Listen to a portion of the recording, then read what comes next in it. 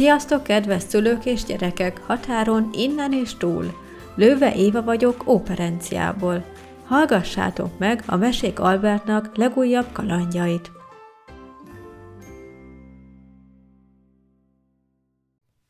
Gombaszedés. Egyszer volt, hol nem volt. Volt egyszer egy szépséges zöld rét a bakonyi erdő közepén. Azon a réten állt a kisfiú, a ló, a róka és a cica fából készült háza egy nagy tölgyfa árnyékában. Egy szép napsütéses, szeptemberi napon a kisfiúnak támadt egy ötlete. Menjünk el gombászni, mondta a barátainak, a rókának, a cicának, meg a lónak. Bár a cica épp az igazak álmát aludta, ő is felfigyelt, mert az őszlábgomba meg a rókagomba volt a kedvenc csemegéje ősszel. A ló meg a róka rögtön rávártak, hogy rendben induljanak el. Már úgyis nagyon régen voltunk gombászni, és a napokban sokat esett az eső, most süt a nap, biztos jó sok gombát fogunk találni. Így is lett. Gyorsan felöltözte, felvették a túracipőket, már sokat fognak majd gyalogolni, vittek magukkal 2 nagy fonott kosarat is. A kis bicskákat se felejtsétek el, kiáltotta a kisfiú. A ló már hozta is a szekeret, ő húzta, a többiek beleültek. Már nagyon izgatottak voltak, amikor lassan közelítettek Hubert lakhoz. Tudták, hogy innen gyalogosan kell folytatniuk az útjukat. Az őzek, a borzok által kitaposott ösvényen haladtak, mikor a róka, aki a legjobban ismerte az erdőt, megszólalt. Már nem vagyunk messze a tisztástól, ahol a nagy özlábgombát szoktuk találni.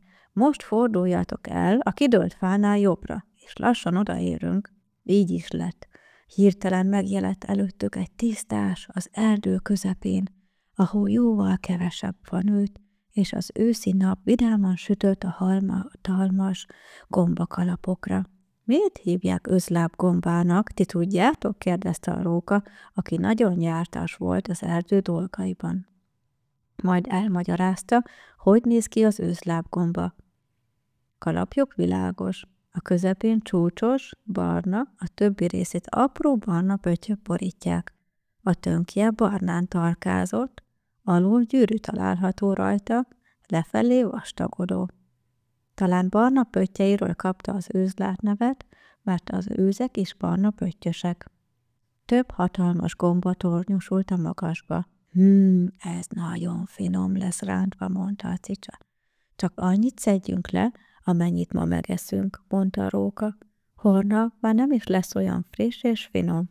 Hagyni kell másoknak is. A borzok, meg a vaddisznók is szívesen eszik.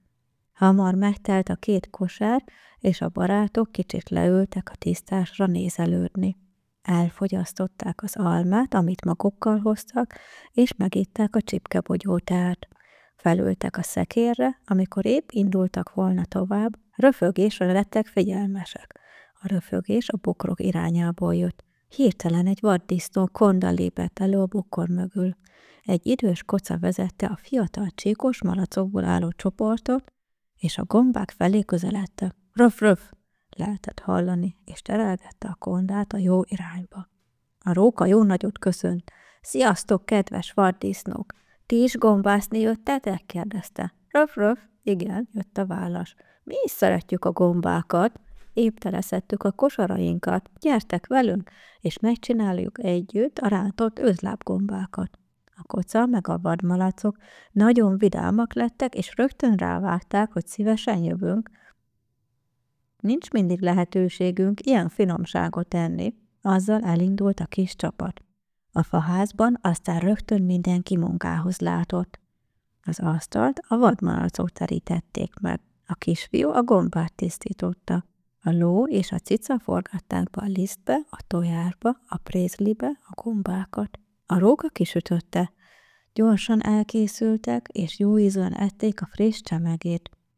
Ebéd után a vaddisznók elköszöntek. Még mielőtt elmentek volna, megosztották egyik féltve őrzött titkukat a kisfiúval. Elmondták, hol lehet az erdőben a legfinomabb rókagombát találni.